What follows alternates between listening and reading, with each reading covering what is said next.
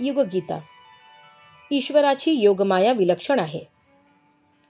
गीता म्हणजे आध्यात्मिक शस्त्रक्रिया. चिन्मय मिशनचे स्वामी चिन्मयानंद आपल्या गीता प्रवचनांमध्ये सांगत असतात, गीता हा एक प्रकारे दिव्य शस्त्रक्रिया करण्याची पद्धत समजावून सांगणारा विज्ञाननिष्ठ असा ग्रंथ आहे. श्रीकृष्ण अर्जुनाच्या माध्यमाने आपल्या संस्कृतीच्या सनातन परंपरेला जिवंत ठेवण्याच्या उद्देशाने धर्माची सडलेली, कुजलेली, जराजीर्ण झालेली घाण काढून टाकून धर्मात नवीन रक्त व यौवनाचा संचार करण्यासाठी गीता सांगत आहेत. ही शस्त्रक्रिया म्हणजे एक प्रकारे हिंदू धर्माला संजीवन देऊ शकणारा शक्तिशाली असा उपचार आहे. गीता या प्रक्रियेचेच प्रत्यक्ष स्वरूप आहे. स्वामीजींचा आशय या ठिकाणी स्पष्ट आहे. श्रद्धेची विज्ञानाला अनुकूल अशी व्याख्या सांगून त्याची जीवनात किती आवश्यकता आहे हे समजावून सांगून वेदव्यासांचे प्रवक्ता या रूपाने भगवंत एका नव्या युगाचे अवतरण करण्यासाठी आवश्यक असलेल्या सांस्कृतिक क्रांतीची महती प्रतिपादित करीत आहेत. आज सर्वत्र अंधश्रद्धा बोकाळली आहे. श्रीकृष्णाच्या वेळी सुद्धा असाच प्रकार होता. अंधश्रद्धेबरोबरच जीवनमूल्यांचे विडंबन करण्यात येत होते. त्याच काळात श्रीकृष्णाच्या हयातीतच द्वापर युगात एक तोतया वासुदेव देखील उभा झाला होता. स्वतःला भगवान म्हणून तो स्वतःची पूजा देखील लोकांकडून बळजबरीने करवून घेत असे. आजच्या काळात स्वतःला भगवान म्हणवून घेणाऱ्यांची संख्या तर खूपच आहे. ही तर कलियुगाच्या पराकाष्ठेचीच वेळ आहे. अशा वेळी धर्मतंत्राचे परिमार्जन करणे, त्याला नीट कालानुरूप उजळविणे, त्यात नव्या प्राणांचा संचार करणे आज तर अपरिहार्य होऊन बसले आहे. गीता हा सार्वभौम व सार्वकालिक ग्रंथ आहे. प्रत्येक युगाच्या समस्यांचे निदान त्यात सापडू शकते. तिचा संदेश हा शाश्वत आहे, सनातन आहे. श्रीकृष्णाचा स्वर देखील क्रांतिकारक आहे. भगवद्गीतेचे एक महत्त्वाचे वैशिष्ट्य आहे, ती पुरातन पंथीय विचारसरणीशी आपणाला बांधून ठेवित नाही. परंपरेशी जखडून जाण्याचे बंधन आपणावर घालीत नाही. प्रत्येक गोष्ट गीता आपणाला विज्ञानाच्या सरळसोट मार्गाने समजावून सांगत आहे आणि म्हणूनच तिला क्रांतिकारक म्हणणे प्रशस्त होईल. भगवंताचे निवेदनाचे स्वर अगदी स्पष्ट आहेत, दृढ आहेत आणि ते अधिकाधिक प्रखर होत आहेत. 7व्या अध्यायाच्या सुरुवातीपासूनच त्यांनी अर्जुनाला सांगायला सुरुवात केली की मी तुला हे ज्ञान विज्ञानासहित सांगेन. ज्ञानाबरोबरच भक्तीचीही विज्ञाननिष्ठ बाब समजावून सांगणार आहे. त्यांचा शिष्य सुद्धा चांगला बुद्धिमान आहे, पण त्याच्या मनात जो विषाद निर्माण झाला होता त्यातून त्याला पुरेपूर बाहेर पडायचे आहे आणि त्याच्या या मनःस्थितीला अनुसरून श्रीकृष्ण त्याला जे हे ज्ञान विज्ञान समजावून सांगत आहेत ते तर्क, प्रमाण, सत्य, अनुभव यांच्या आधारावर सांगत आहेत. एवढेच काय, ते म्हणतात श्रद्धा ही सुद्धा विज्ञानाच्या कसोटीवर पारखून पाहावी. त्याचा सुद्धा आधार विज्ञान हाच असावा. अंधश्रद्धा म्हणून नव्हे, बाबा वाक्याम प्रमाणम म्हणून सुद्धा नव्हे. पूर्ण ज्ञानावर आधारलेली, विवेकाच्या कसोटीवर घासलेली, निश्चयात्मक अशी जी बुद्धी, तिला श्रद्धा म्हणावे. श्रद्धा असली की आपण अनेक सद्गुणांचा आपल्या अंगी स्वीकार करून घेऊ लागतो. आदर्शांविषयीची श्रद्धा देखील अशीच असते. भगवंत तर सर्व सद्गुणांचा, थोर प्रवृत्तींचा, आदर्शाचा साक्षात मूर्तिमंत अवतारच आहे. सर्व गुणांचा, श्रेष्ठ प्रवृत्तींचा तो समुच्चय आहे. म्हणून आपली श्रद्धा आपण त्यांच्यावरच कायम ठेवली पाहिजे. ज्यांची कुणावरच कशावरच श्रद्धा नसते ते अश्रद्ध असतात. त्यांना पुनरावर्तन करावे लागते, पुन्हा पुन्हा जन्म घ्यावा लागतो, असे भगवंत म्हणतात. सर्व प्राणी माझ्या ठिकाणी आहेत. मया ततमिदं सर्वं जगत व्यक्त मूर्तीनाम मत्स्थानी सर्वभूतानी न चाहम तेष्वस्थितः. हे सारे विश्व माझ्याच अव्यक्त रूपांनी व्यापले आहे. सर्व प्राणी मात्र माझ्या ठिकाणी स्थिरावले आहेत, पण मी त्यांच्या ठिकाणी स्थित नाही. ही मोठी विचित्र वाटणारी गोष्ट आहे, कारण की हा राजगुह्य योग आहे. म्हणून त्याचे निवेदन अशा प्रकारे करण्यात आले आहे. भगवंत म्हणतात, जलातूनच बर्फ जसा दिसू लागतो, तशाच प्रकारे माझ्या निराकार स्वरूपांनी हा सारा संसाराचा पसारा व्यापलेला आहे. जल हे निराकार स्वरूप आहे. ते घट्ट झाले की त्याचे रूप बर्फासारखे दिसते. ते साकार रूप झाले. पुन्हा हा बर्फ वितळला की जल हे निराकार स्वरूप होते. पर्वतावरून ग्लेशियर स्पष्टपणे दिसू लागतात, पण पाणी वाहताना मात्र सहसा दिसत नाही. जे जाणकार असतात ते जाणतात की पाणी हेच बर्फाच्या रूपात प्रत्यक्ष दिसत आहे, ग्लेशियरच्या रूपात प्रगट झालेले आहे. साकार हे निराकारचेच रूप आहे. उष्णतामान वाढले की बर्फ वितळू लागतो, त्याचे पाणी होते. पण काही झाले तरी पाण्याचे अस्तित्व कायम आहे. जग एवढे विस्तारले आहे ते निराकाराचेच साकार रूप आहे. मायेचा पसारा आहे. पण जर परमेश्वराने आपली लीला गुंडाळून घ्यायचे ठरवले तर हे काही दिसणार नाही. त्याचे एक निराकार रूप तेवढे राहील. हे निराकार स्वरूपच सर्वांचा आधार आहे. भगवंत सांगतात, माझ्याशिवाय यांचे मुळी अस्तित्वच नाही. आपण स्वतःचे व्यक्तिमत्व वेगळे पाहतो. तो आपला अहंकार आहे. त्याच्या आधारावर प्राण्याचे अस्तित्व दिसत आहे. सर्व भूत मात्र, प्राणी, जीव, सर्व जे काही जीवन जगतात ते सर्व काही त्याच्या अहंकाराच्या अवतीभोवती व त्याच्या आधारावर टिकून असते. हेच आमचे जग आहे. त्याला आपण प्रत्यक्ष मानतो. हे सर्व भूत प्राणी मात्र माझ्या एका संकल्पाच्याच आधारावर टिकून आहेत व ते सर्व माझ्या अंतर्गत आहेत. माठामध्ये माती, लाटांमध्ये समुद्र. संपूर्ण सृष्टीच्या अधिष्ठानाचा कर्ता म्हणून, त्याचे कारण रूप म्हणून परमपिता परमेश्वर सर्वत्र व्यापलेला आहे, समाविष्ट आहे. माठ जरी प्रत्यक्ष दिसत असला तरी त्यात माती मूळ आहे. लाट जरी दिसत असली तरी ती मुळात समुद्र आहे. तसाच ईश्वर सर्वत्र अंतर्भूत आहे. अद्वैत सिद्धांताची ही पराकाष्ठेची व्याख्या आहे. प्रभू अनंत आहे आणि हे जग मर्यादेने बांधलेले आहे, तरी त्यांचा एक प्रकारचा संबंधरहित बंध आहे. हे कथन विरोधाभासी वाटण्यासारखे आहे. कबीरांचे कथन हे असेच असायचे. लोक त्या पदावलीला म्हणूनच उलटबासी म्हणू लागले. पण विलक्षण वाटत असल्या तरी त्या वचनात गूढ खोल अर्थ भरलेला असतो. सर्व प्राणी माझ्या ठिकाणी स्थित आहेत, पण मी मात्र त्यांच्यात नाही. हे वचन देखील उलटबासी सारखेच विचित्र वाटते. पण आपणाला आठवेल की भगवंतांनी असेच काहीसे 7व्या अध्यायात देखील म्हटले होते. 12व्या श्लोकात ते म्हणाले होते, न त्वहम तेषु ते मयी. या ठिकाणी ते म्हणतात, सर्व सात्विक, राजसिक, तामसिक भाव माझ्या ठिकाणीच उत्पन्न होतात, पण मी मात्र त्यांच्यामध्ये नाही किंवा ते सुद्धा माझ्यात अंतर्भूत नाहीत. लाट व समुद्र.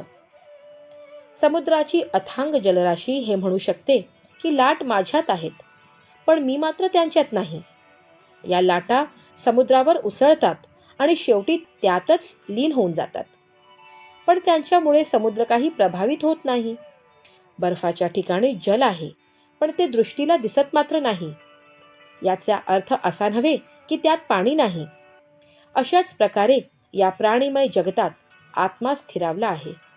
पण प्राण्याला होणारे कष्ट, दुःख किंवा आनंद हे सर्व काही त्या चिदानंद स्वरूप आत्म्याला प्रभावित करीत नाहीत. आत्मा तर सतत आनंदरूपच असतो.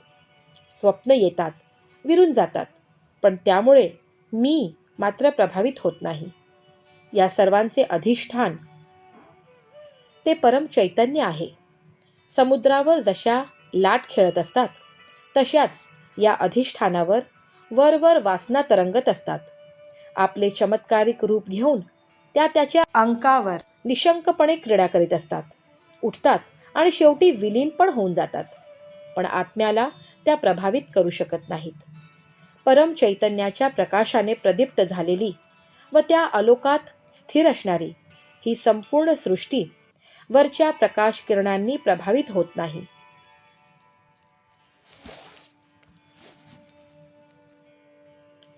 या जगाचा उदय प्रभूपासून होतो हे स्पष्ट आहे, पण तो मात्र त्यात लिप्त राहत नाही.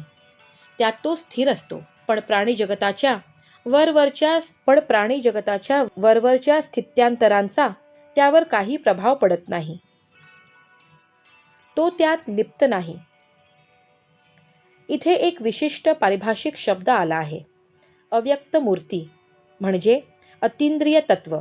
भगवंत हेच या विश्वब्रह्मांडाचे कारण रूप आहेत. श्रुती म्हणते, परमब्रह्म परमात्मा विश्वाची सृष्टी करून त्यात जीवरूपाने प्रविष्ट झाला आहे. याच कारणामुळे कारणरूप परमात्म्याच्या ठिकाणी सर्व चराचर भूत प्राणी मात्र सर्व काही स्थित आहेत. तरी पण त्याचा तो मी आकाशासारखा निर्मळ आहे, निर्लिप्त आहे, वेगळा आहे. तो तर त्यांच्यात लिप्त झालेलाच नाही. त्याची या विश्वब्रह्मांडा एवढीच सीमा नाही, तो तर विश्वाच्या पसाऱ्याच्याही पलीकडे आहे. त्याच्या एक अंशाने ही सृष्टी रचण्यात आली आहे आणि ती चालत आहे. तो तर विश्वातीत आहे, जगद्व्यापक आहे, निराकार आहे, निर्विकार आहे. म्हटलेच आहे की पादो अस्य विश्वा भूतानी त्रिपादस्य मृतम दिवी. हा तर विलक्षण असा संबंध आहे त्या परमेश्वराच्या आपल्यासोबत. हे विश्व ब्रह्मांड त्याच्याच एका पादा एवढे आहे. श्वेताश्वतर उपनिषदात देखील असाच भाव व्यक्त करण्यात आला आहे. मायापतीची लीला. मायां तु प्रकृतिं विद्यान् मायिनं तं महेश्वरं तस्यावयवभूतस्तु व्याप्तं सर्वमिदं जगत्. अध्याय 4 श्लोक 10. माया ही माझी प्रकृती व मी म्हणजे महेश्वर, मायापती असे समजून घ्यायला पाहिजे. त्याचे अंगभूत असलेल्या अवयवांच्या कारण समुदायाने हे संपूर्ण विश्व व्यापले आहे. माया ही तर भगवंताची शक्तिरूप प्रकृती आहे आणि त्याच शक्तिस्वरूप प्रकृतीचा म्हणजेच मायेचा अधिपती परब्रह्म परमात्मा महेश्वर होय. हे दोन वेगवेगळे आहेत हे समजून घ्यायला पाहिजे. त्या परमेश्वराच्या शक्तिरूप प्रकृतीच्या कारणरूपाने ही संपूर्ण सृष्टी व्याप्त झालेली आहे. फार विलक्षण व्याख्या आहे ही, गूढ पण तशीच आहे. हे ज्याला कळले तो तर पार पडला, जो भ्रमात भडकून पडला तो बंधनात जखडला असे नक्की समजायला हवे. असेच कथन भगवंतांनी 8व्या अध्यायात सुद्धा केले आहे. ज्या परमात्म्याच्या अंतर्गत सर्व प्राणी आहेत, सच्चिदानंद घन परमात्म्याने हे संपूर्ण विश्व परिपूर्ण झाले आहे. 9व्या अध्यायाच्या 4थ्या श्लोकात त्याचाच विस्तार केला आहे. बुद्धीला कोड्यात पाडणारे असे हे ज्ञान आहे व ते अंतर्दृष्टीकडे प्रेरित करीत आहे. परमेश्वराचे खरे स्वरूप अशा प्रकारे या ठिकाणी कळून येऊ लागते. न च मत्स्थानी भूतानी. पुढील श्लोकात भगवंत आता 4थ्या श्लोकाच्या उलटच गोष्ट सांगत आहेत. न च मत्स्थानी भूतानी पश्य मे योगमैश्वरम भूतभृन्नच्च भूतस्थो ममात्मा भूतभावनः. प्राणी मात्र वास्तविकपणे माझ्या ठिकाणी स्थित नाहीत. माझी ही योगशक्ती नीट जाणून घे. मी सर्वांची उत्पत्ती व पालन करीत असूनही त्यांच्या ठिकाणी मी स्थित नाही. संबंध रहित संबंध. भगवंत म्हणत आहेत की सृष्टीचे परम कारण कामरूप यांचा आधार मीच आहे. माझ्यापासूनच सारे प्राणी उत्पन्न होतात. मीच त्या सर्वांचा पालन करणारा आहे. सर्वांच्या ठिकाणी असलेले जीवन देखील मीच आहे. तरी सुद्धा मी त्यांच्या ठिकाणी स्थित नाही. केवळ परम चैतन्य हेच प्राण्यांच्या उत्पत्तीचे मूळ उपादान कारण आहे. माठ बनवला त्यात मुख्य भूमिका मातीचीच होती. सहाय्यक होते कुंभाराचे चाक, निमित्त कारण होते कुंभार. हाच तो संबंध रहित संबंध होय. याच संबंधाने आपण सर्व त्या परमात्म्याशी जुळलेले आहोत. भगवंत असे का म्हणतात हे कळत नाही. आधी तर ते म्हणाले की मी संपूर्ण विश्वात स्थित झालेलो आहे. मया तत्मिदं सर्वं जगत व्यक्त मूर्तीनाम. आणि मग म्हणाले की सर्व प्राणी माझ्यातच स्थित आहेत, मत्स्थानी सर्व भूतानी. पण आता मात्र त्याच्याहून वेगळे म्हणतात की मी त्यांच्यात स्थित नाही. असे जर झाले असते तर त्या सृष्टीत जे परिवर्तन होते ते त्या परमात्म्याच्या ठिकाणी देखील झाले असते. भगवंताचा सृष्टीशी संबंध असूनही ते त्याच्यापासून निर्लिप्त आहेत. भगवंताच्या अस्तित्वामुळेच सर्व प्राण्यांचे अस्तित्व आहे. ते पुढे म्हणतात, न च मत्स्थानी भूतानी.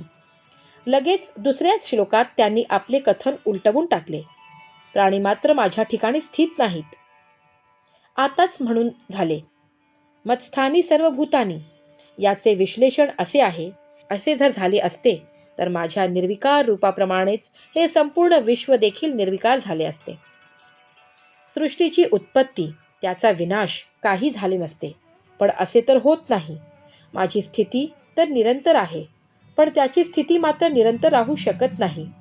हीच खरी ईश्वराची योगमाया आहे. वासुदेवः सर्वम. विश्वात परमात्मा आहे. परमात्म्याच्या ठाई विश्व आहे. विश्वात परमात्मा नाही व विश्व परमात्म्यात नाही, हा एक संपूर्ण निष्कर्ष यावरील 2 श्लोकातूनच निघतो. पाणी व लाटा, पाणी व बर्फ या उदाहरणांद्वारे हेच समजावून सांगितले आहे. वास्तविक पाहता तात्विक दृष्टीने एक परमात्माच आहे. संसार, सृष्टी, जग हे काही नाही. वासुदेवः सर्वम या श्लोकपादात हीच गोष्ट सांगण्यात आली आहे. हीच खरी जीवनमुक्त मुक्तात्म्याची, भक्ताची दृष्टी असायला पाहिजे. भगवंत सांगतात, माझ्याकडे पहा, मला जाणून घे. माझ्या या योगाच्या प्रभावाला नीट समजावून घे, जाणून घे, तेव्हाच तुला ही राजविद्या कळेल. मम आत्मा भूतस्थः न. भगवंतांनी या 2 श्लोकात आपल्याविषयी सर्व काही पूर्णपणे सांगून टाकले आहे.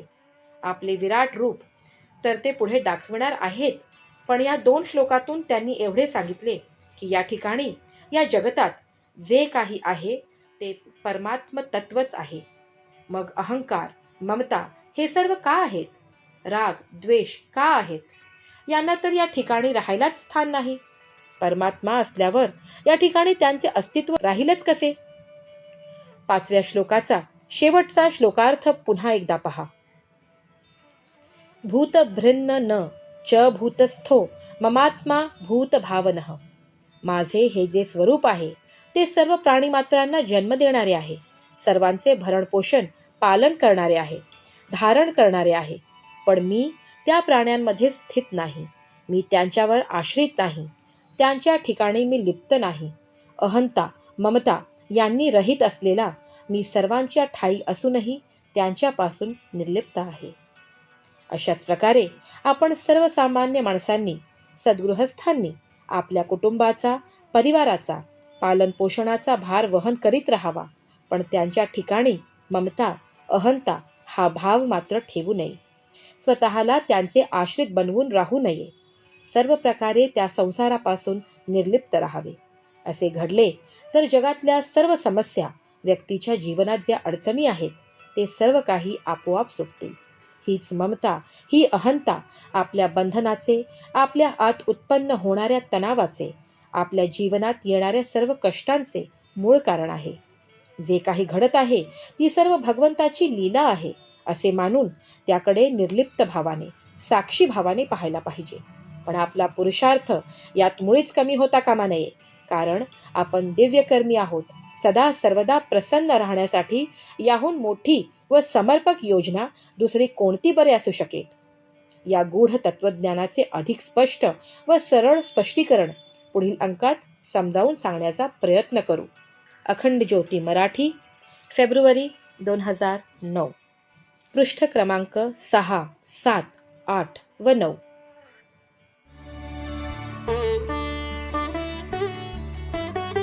व्हिडिओ आवडल्यास लाईक आणि शेअर करा. विचार क्रांती मराठी चॅनेलचे सदस्य होण्यासाठी सबस्क्राईब बटनवर क्लिक करा. आम्ही अपलोड केलेल्या व्हिडिओची सूचना प्राप्त करण्यासाठी बेल आयकॉनवर क्लिक करा.